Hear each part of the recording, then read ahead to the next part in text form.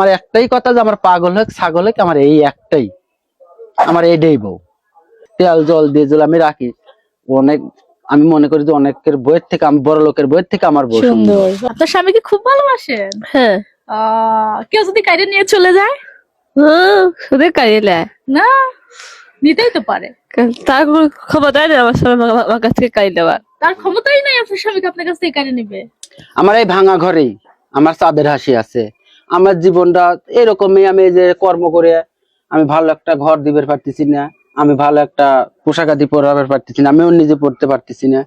এই যে দেখতেছেন আমার ভাঙা ঘর দুয়ার, এর মধ্যে তারপরেও আমি অনেক খুশি আছি। সুখী আছেন। আপনারা এই যে আমার বাড়িতে আসিল টিভি কল আর একটা ল্যাট্রিন আপনারা দিচ্ছেন, আমি এতে খুব খুশি হয়েছি আপা। আমি আজীবন আপনাদের পাশে, আপনাদের জন্য আমি দোয়া করব এবং সবাইকে বলবো যে আপাগারে সবসময় জন্য লাইক করবেন, সাবস্ক্রাইব করবেন, আরো মানুষের দেওয়ার তৌফিক দান করে দিন আপনারা। সেটাই, আমাদেরও অনেক ভালো লেগেছে আপনাদের জন্য কিছু করতে পেরে। আর সব থেকে ভালো কথা হচ্ছে আপনাদের এই ভালোবাসার বন্ধন অটুট থাকুক। আপনারা প্রমাণ করে দেন পৃথিবীতে এখনো ভালোবাসা আছে, ভালো লাগা আছে। আর আপনাদের মতো মানুষের জন্য কাজ করে জীবনে অনেক বড় কিছু পেয়েছি বলে মনে করি। জীবন আসলে এরকমই হয় না ভাই? এটাই তো আমার জীবন আপা, এতে আমার আর কিছু ইয়ে নাই। এই যে কাজ কর্ম করে আসলাম, আসার পরে যে ছাল মেঘ খাওয়াইয়া যে এখন একটু নিজেও একটু শান্তি পাচ্ছি, যে ছাল মেঘ খাওয়াইলাম।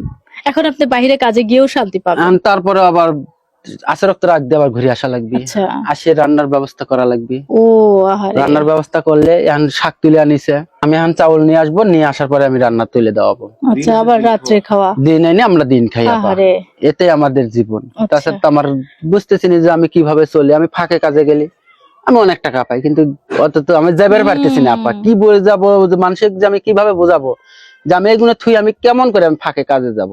আমি কিন্তু একটা জিনিস দেখতেছি, আমি যতক্ষণ আপনার কাছে কথা বলছি, কথা শুনছি, আপা বারবার আপনার দিকে তাকাচ্ছে, বারবার তাকাচ্ছে। মনে হচ্ছে বরটাকে কেউ নিয়েই নাই কি না? হ্যাঁ, কেউ নিবে না, কেউ নিবে না, শুধু আপনার জন্য। আপনি কি ভাইয়াকে খুব ভালোবাসেন? হ্যাঁ। আপনার স্বামীকে খুব ভালোবাসেন? হ্যাঁ। কেউ যদি কাইরে নিয়ে চলে যায়? শুধু কাইলে না, নিতেই তো পারে। তার ক্ষমতাই নেই আমার স্বামী আমার কাছ থেকে কাইলে দেওয়ার। তার ক্ষমতাই নাই আপনার স্বামীকে আপনার কাছ থেকে কাইরে নিবে। না, কি বলে ভাই? এই তো কথা, এই তো পাগলি তো অনেক বুদ্ধি। যে আমি যদি সেরকম যদি হইতাম তাহলে বুঝতে পারতো যে আমি আসলেও আমি অন্য নারীর প্রতি, আমার অন্য মানুষের নারীর প্রতি আমার টান আসক্তি নাই, আমার কোনো ইয়েই নেই, ইচ্ছাগত আমার ওইটা দেখলেই এই পৃথিবীর উপর আমি একজনকে ছাড়া আমি সবাইকে মা, বোন, ফুবু, চাচি এইটাই আমি দেখি। আমার একটাই কথা যে আমার পাগল হোক ছাগল হোক আমার এই একটাই, আমার এইটাই বউ।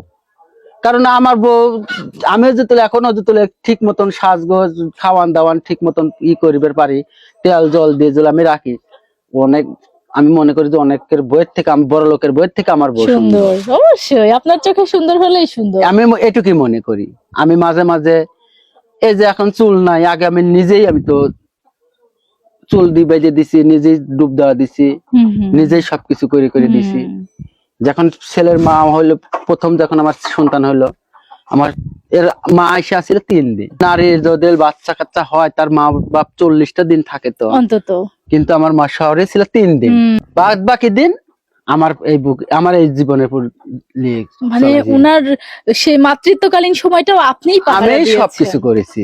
সত্যি উনি কারণ অসহায় হতে পারে, প্রতিবন্ধী হতে পারে, মানসিক ভারসাম্য হতে পারে, মানসিক ভারসাম্যহীন হতে পারে, কিন্তু উনি যা পেয়েছেন, সেলুট জানাই এমন ভালোবাসাকে। দেখেন, এরকম একটা স্বামী পাওয়া, এরকম একটা জীবন সঙ্গী পাওয়া একটা মানুষের, একটা মেয়ের কিন্তু স্বপ্ন থাকে।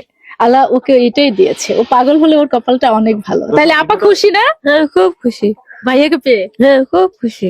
দর্শক, ভিডিওটি বেশি বেশি শেয়ার করবেন আর এই ভালোবাসাকে ছড়িয়ে দিন মানুষের মাঝে, যাতে করে মানুষ বুঝতে পারে, শিখতে পারে পৃথিবীতে ভালোবাসলেই ভালোবাসা পাওয়া যায়।